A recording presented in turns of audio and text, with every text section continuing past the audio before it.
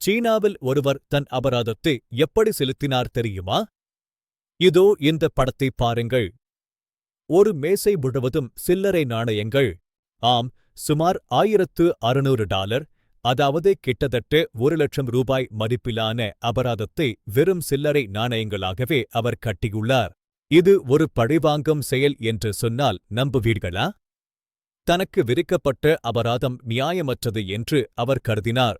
அதிகாரிகளுக்கு பாடம் புகட்ட நினைத்த அவர் 10,000 யுவான் மதிப்பிலான அபராதத்தை 10 காசு மற்றும் 50 காசு நாணயங்களாக மாற்றினார். இந்த நாணயங்களின் எடை மட்டுமே நூற்றுக்கணக்கான கிலோ இருக்கும். இவை அந்த அலுவலகத்திற்கு எடுத்துச் செல்வதே ஒரு பெரிய வேலையாக இருந்தது. அவர் அந்த நாணய மூட்டைகளை அதிகாரிகளின் மேசையில் வைத்தபோது அங்கிருந்து ஊழியர்கள் அதிர்ந்து போய்விட்டார்கள். சட்டப்படி இந்த நாணயங்களை அவர்கள் மறுக்க முடியாது.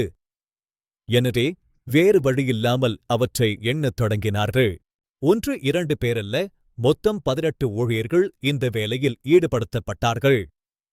ஒரு பெரிய குழுவே ஸ்தம்பித்துப் போனது. காலை முதல் மாலை வரை கிட்டத்தட்ட ஒரு முழு நாளும், அதாவது 24 மணி நேரத்திற்கு மேலாக இந்த எண்ணும் பணி நடைபெற்றது. அந்த நபர் ஏன் இப்படி செய்தார்? அதிகாரிகளே கஷ்டப்படுத்த வேண்டும், தன் எதிர்ப்பை பதிவு செய்ய வேண்டும் என்பதே அவரின் நோக்கம். இதை மலிஷியஸ் கம்ப்ளையன்ஸ் என்று ஆங்கிலத்தில் சொல்வார்கள். அதாவது சட்டத்தை மீறாமல் சட்டத்திற்கு உட்பட்டே அதிகாரிகளுக்கு தொல்லை கொடுப்பது. அந்த 18 ஊழியர்களுக்கும் அன்று கை வலி எடுத்திருக்கும். அழுக்கு படிந்த நாணயங்களை எண்ணுவது எவ்வளவு கடினம் என்று யோசித்துப் பாருங்கள். இந்த சம்பவம் இணையத்தில் பரவியதும் பலர் அந்த நபரை பாராட்டினார்கள். சாமானிய மனிதனின் ஒரு வித்தியாசமான போராட்டமாக இது பார்க்கப்பட்டது. இது சீனாவில் மட்டுமல்ல, அமெரிக்காவிலும் இது போன்ற சம்பவங்கள் நடந்துள்ளன. அங்கும் சிலர் தன்கணக்கான சில்லறைகளில் அபராதம் செலுத்தியுள்ளனர்.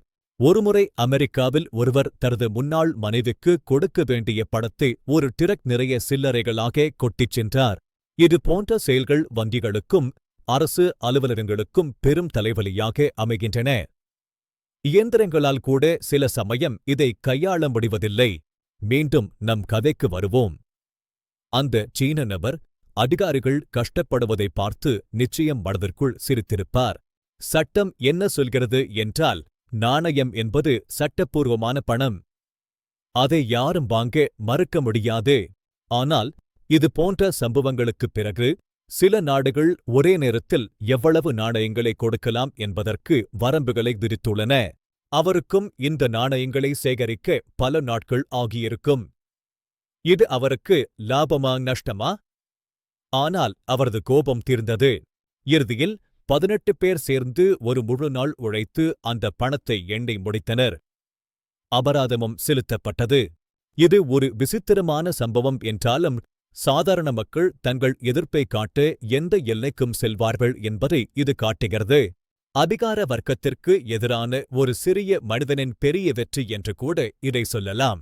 இந்த வீடியோ உங்களுக்கு பிடித்திருந்தால் பகிருங்கள். இது போன்ற சுவாரஸ்யமான செய்திகளுக்கு இணைந்திருங்கள். நன்றி.